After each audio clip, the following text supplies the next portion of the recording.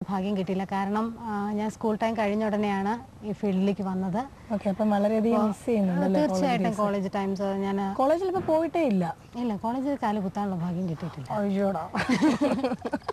ശരിക്കും ഇപ്പോൾ കോളേജ് ഞാൻ വളരെ കുറച്ച് നാൾ കോളേജിൽ നിന്ന് മാറുന്ന സമയത്ത് വളരെ മിസ് ചെയ്യുന്നുണ്ടായിരുന്നു. അപ്പം കോളേജിൽ ഇതുവരെ പോയി പഠിക്കാതെ പ്രൈവറ്റ് ആയിട്ട് പഠിക്കുമ്പോൾ ശരിക്കും മിസ് ചെയ്യുന്നുണ്ടാവും. തീർച്ചയായിട്ടും. അപ്പം എന്തായാലും ആ ഒരു വിഷമം മാറ്റാൻ വേണ്ടി നമുക്ക് കോളേജ് ഡേയ്സ് എന്ന പുതിയ ചിത്രത്തിലെ ഒരു നല്ല ഗാനം അടുത്തതായി ടോപ്പ് 5 കാണാം. വെണ്ണിലാവിൻ ചിറകിലേറി ഞാനുയരുമ്പോൾ പ്രണയമുന്തിരി നീട്ടി എന്നെ വിളിച്ചതാരാണ്? ആരുമറിയാതെ ആരോരുമറിയാതെ കവിത പോലെന്നിൽ നിറഞ്ഞതാരാണ്?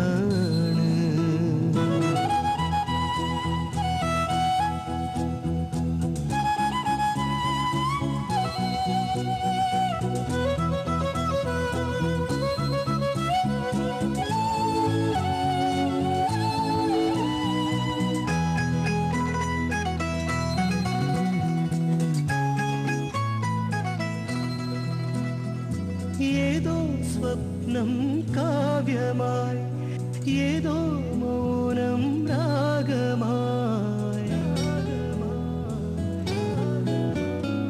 കണ്ടു മറന്ന കിനാവിലെ വർണ്ണമനോഹരഭാവമേ വെണ്ണിൻ കായലിലെ കാണാത്തോണിയിലിൻ സ്വപ്നക്കൂടേറി ഇന്നു വന്നവളാരാണ്?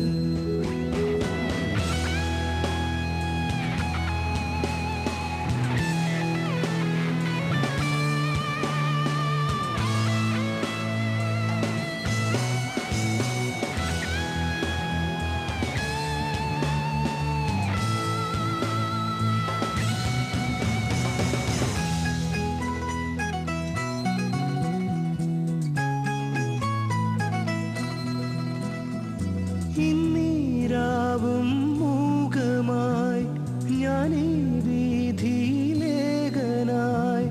ഇന്നെൻ നെഞ്ചിലെ ഓർമ്മകൾ കണ്ണീർ മഴയായി പെയ്തുപോയി തീരാനുംബരമായി നോവിൻ മർമരമായി സ്നേഹത്തേറേറി ദൂരിപ്പോയവളാരാണ്?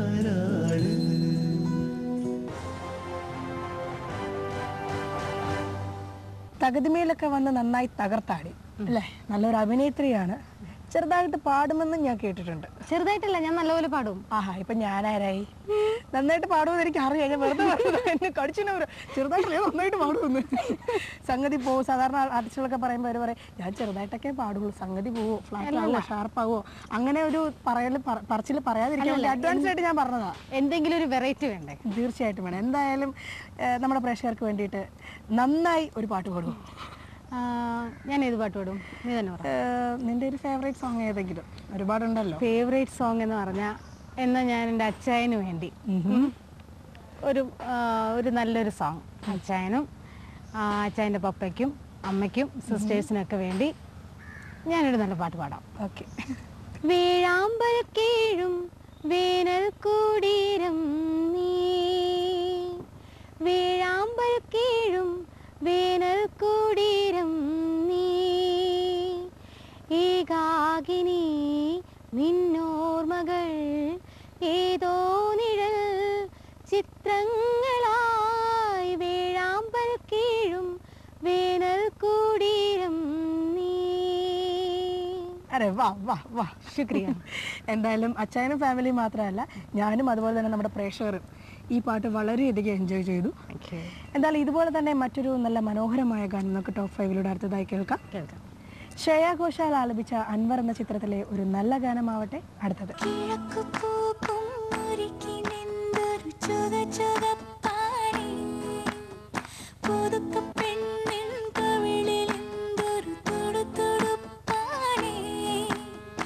എനിക്കും നെഞ്ചിൻ കരുക്കുമായി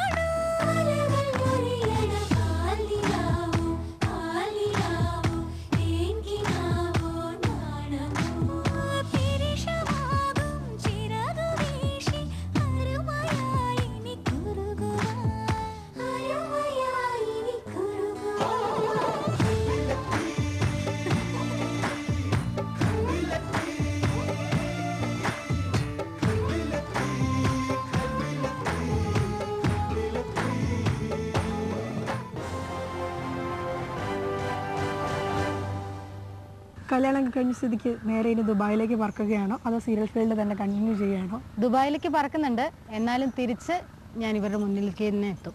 അൽഫോൺസാമയെ പോലെ മറ്റേതെങ്കിലും ഒരു കഥാപാത്രം ഇവിടെ വെയിറ്റ് ചെയ്യുന്നുണ്ടോ?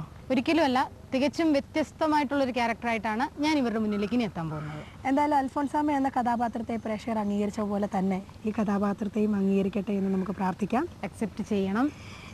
അശ്വതിയുടെ എല്ലാ പ്രാർത്ഥനകളും എല്ലാ ആഗ്രഹങ്ങളും നടക്കട്ടെ. Thank you. എന്താണ് നമ്മുടെ പ്രേക്ഷകരോട് പറയാനുള്ളത്? പ്രേക്ഷകരോട് ഇത്രയും നാളും തന്ന സപ്പോർട്ടിന് ഒരുപാട് നന്ദിയുണ്ട്. അൽഫോൺസാമ സ്വീകരിച്ച പോലെ തന്നെ ഞാൻ പറഞ്ഞ ഇനി സസ്പെൻസ് ഞാൻ വിളിക്കുന്നില്ല, ആ ക്യാരക്ടറും തീർച്ചയായിട്ടും സ്വീകരിക്കുക. ഇനിയും എന്നെ പോലുള്ള ഒരുപാട് വലിയ കലാകാരന്മാർ വരാനുണ്ട്, അവരെയും സപ്പോർട്ട് ചെയ്യുക.